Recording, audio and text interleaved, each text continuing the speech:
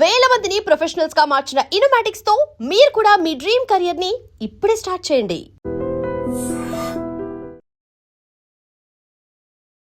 Favourite co-star ఎవరు అంటే ఎవరి పేరు చెప్తారు గౌతమి గారు? బికాజ్ మీరు అందరూ అగ్ర హీరోల సరసన నటించారు. దాదాపు ఐ థింక్ అందరూ all south Indian stars you have acted with. Almost very few people have not acted with.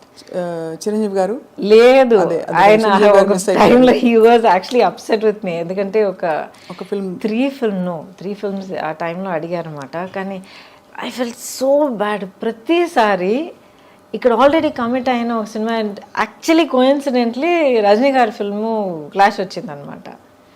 And ఇప్పటిదాకా ఒక ఫిల్మ్ కమిట్ అయిపోతే ఏ కారణం కొద్ది కూడా అది ఆ డేట్స్ డైవర్ట్ చేసి ఇంకొకరు కూడా ఇప్పుడు దాకా చేయలే. I last good films, but అలాంటి కాంప్రమైజ్ ఎప్పుడు చేయలే. అది తెలుస్తుంది, మీ ఖచ్చితంగా ఉంటారండి మీరు. మన వల్ల ప్రొడ్యూసర్కి మాత్రం ఇబ్బంది కలగకూడదు. ఒక ఫిల్మ్కి ఆ మర్యాద మనం ఇవ్వాలి.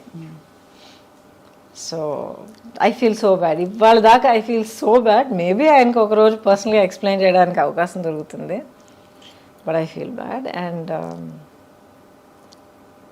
Balakrishna garu, few people I not work, otherwise mostly అందరూ వర్క్ చేశాను. వెంకటేష్ గారితో బ్యూటిఫుల్ శ్రీనివాస్ కళ్యాణమే ఉంది.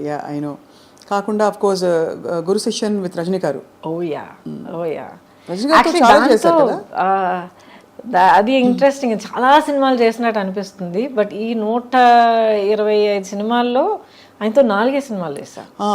But each one is a huge hit. కానీ ఒక సోషల్ ఇంపాక్ట్ కానీ మాస్ ఇంపాక్ట్ కానీ అంత క్రియేట్ చేసింది అనమాట. సో మీరు డాన్స్ చిన్నప్పటి నుంచి నేర్చుకున్నారా? అంటే అసలు ఎలా వచ్చింది మరి అంత బ్యూటిఫుల్ మూవ్మెంట్? బికాస్ ఎక్కడ చూసినా కూడా మీ పాటల్లో మీకుండే స్టెప్పులు అసలు ఆ టైంలో బాగా ఫేమస్ అయిన స్టెప్పులు కొన్ని ఉన్నాయి మీవి మీరు చేసిన. సో అండ్ ఆల్సో చిక్బుక్ రైలు ఆఫ్ కోర్స్ ఒక కింగ్ ఆఫ్ డాన్స్ ఆయన. చిక్కుబుక్ రైలు అయితే యాక్చువల్లీ ఆ ఫిల్మ్ కొరియోగ్రఫీ తలక గ్రామరే మారిపోయింది. అప్పుడు దాకా ఒక స్టైల్లో వెళ్తూ ఉండింది. ఆ సినిమాలో ప్రభుదేవ అండ్ రాజు సుందరం ఇద్దరు వాళ్ళ నాన్నగారు సుందరం మాస్టర్ గారి గైడెన్స్లో ఫుల్గా మార్చి పారేశారు. అండ్ నాకు అస్సలు డాన్స్ రాదండి, అస్సలు డాన్స్ రాదు. ఎక్కడ అలా అనిపించదు? ఎక్కడ మీరు +2 చదివేటప్పుడు అందరూ నేర్చుకునేటట్టు నేను కూడా కూచిపూడి క్లాస్కి వెళ్ళేదాన్ని. బాలాక్క టీచర్ అక్కడ బ్యాక్ కొట్టి ఒక పాస్చర్ తెప్పించి బేసిక్స్ అంటే నేర్చుకున్న తర్వాత ఇండస్ట్రీకి వచ్చేసా. I never knew how to dance at all. చేసి చేసి చేసి చేసి నన్ను ట్రైన్ చేసుకున్నాను. బేసిక్లీ రిథమ్ అంటే ఏంటి, మూవ్మెంట్స్ అంటే ఆ బాడీ మూవ్మెంట్ అంటే ఎలాగా, బాడీ అనేది ఒక నార్మల్ యాక్షన్ సీన్ నుంచి ఒక సాంగ్ సీక్వెన్స్కి ఎలా మనల్ని మార్చుకోవాలి. బికాజ్ వర్కింగ్ సో మచ్ అండి. 24 అవర్స్లో మనం ఆల్మోస్ట్ 18 అవర్స్ నేను సెట్లో ఉండేదాన్ని. డైలీ 2 షిఫ్ట్స్ వర్క్ చేసేదాన్ని. సో అంత వర్క్ చేస్తున్నప్పుడు అది ఆల్మోస్ట్ ఒక బ్రీదింగ్ లాగా అయిపోతుంది మనకి. సో మరి అందుకనే బహుశా మీరు అంత అజైల్గా కనిపించేవారు స్క్రీన్ మీద. యువర్ సో అంటే ఎలా చెప్పాలి, ఫ్లూయిడ్గా ఉండేది మీ పర్ఫార్మెన్స్ అంతా కూడా. థ్యాంక్ యూ ఫర్ దాట్ అండి. బట్ ఐ థింక్ ఇప్పుడు మీరు అంటున్నప్పుడు mind went back to that. నాకు ఓవర్వెల్మింగ్గా గుర్తొచ్చేది ఏంటంటే I just loved what I was doing. నాకు ఇన్ని గంటలు పని చేస్తున్నానా, అసలు నిద్రే లేదే, టైంకి తినలేదు, లేకపోతే కాళ్ళు నొప్పి పెడుతున్నాయి, నథింగ్. నెక్స్ట్ ఏంటి, ఏ సినిమా, ఏ షూట్, ఏం సీన్, ఏం చేస్తున్నావు. It was a fantastic thrilling ride for me అనమాట. అండ్ ఇట్స్ చాలా గొప్ప బ్లెస్సింగ్ అండి. Almost 37-38 years now. అవును, నాన్ స్టాప్. ఎప్పుడు అసలు అలసిపోలేదు. And I'm still here.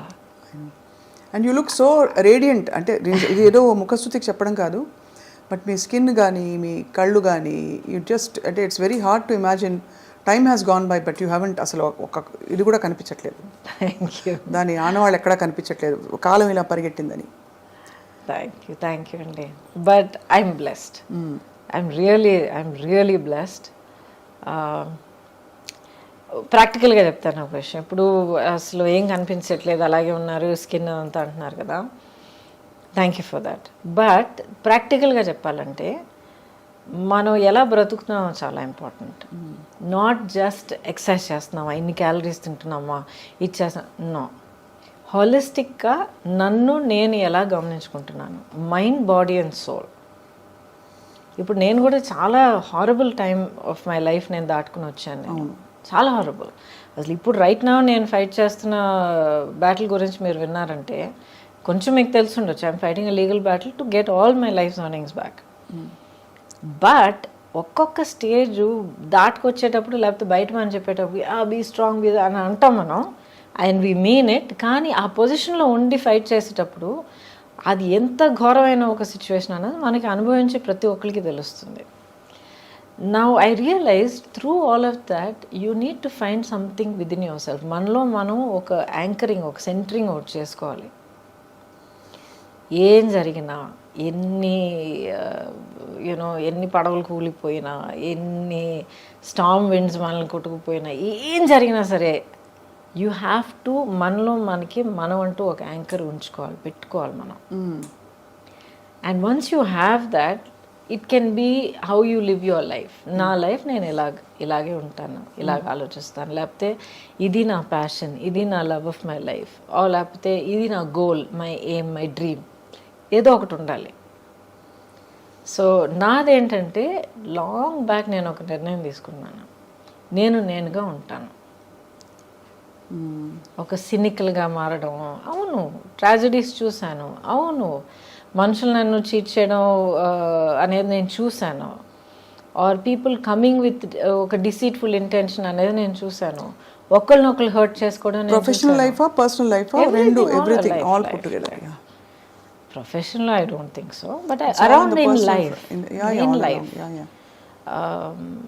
especially మీరు as you get older, you become a parent, లైఫ్ని ఇంకో కొత్త పర్స్పెక్టివ్లో చూస్తారు. మీరు మీ చుట్టూ ఉన్న అప్పుడు దాకా మీకు అసలు మీ నోటీస్కే రాని కొన్ని విషయాలన్నీ మీరు కొత్తగా యాజ్ అ పేరెంట్గా మీరు చూసేటప్పుడు అన్నీ మీరు క్లియర్గా అబ్జర్వ్ చేయడం మొదలు పెడతారు. బికాజ్ ఓకే, నా బిడ్డని దీని నుంచి కాపాడాలి, నా బిడ్డని దీని నుంచి కాపాడాలి అని మనం చూడడం మొదలు పెడతాం. అప్పుడు I became aware of the world around me అనమాట. Because I was single parent. అవును, సింగిల్ పేరెంట్గా నిలబడి, I was also an orphan child. ఎందుకంటే అమ్మ పోయారు, తర్వాత నాన్నగారు పోయారు. అప్పుడు మీరు కోప్ అవుతున్నారు ఆ లాస్ తోటి? Had to, no choice. Breaking down, feeling sad for myself ఛాన్సే లేదు. నేను కూర్చుని పోతే ఇంకా నా పాపని ఎవరు చూసుకుంటారు? ఎవరు లేరు. So I just focused on that. What next, దానికోసం నేనేం చేయాలి, నెక్స్ట్ ఇప్పుడు నేనేం చేయాలి, రేపటికి ఎలా ప్లాన్ చేయాలి, ఇది ఒకటే తప్ప. Very single minded. But when I said I will be myself అంటే నాలో కొన్ని క్వాలిటీస్ ఉన్నాయి. ఆ క్వాలిటీస్ నేను వదిలిపెట్టను, కాంప్రమైజ్ అవ్వను. అవి తెలుసుకోవడమే పెద్ద గగనం అండి. మనం ఏంటో తెలుసుకోవడం అన్నది I discovered it's a process. ఇప్పుడు కూడా ఈ లేటెస్ట్ ఛాలెంజ్ దాటుకొచ్చేటప్పటికి నాలో కొన్ని విషయాలు నాకే తెలిసి వచ్చాయి. So you feel good. Correct, అవును.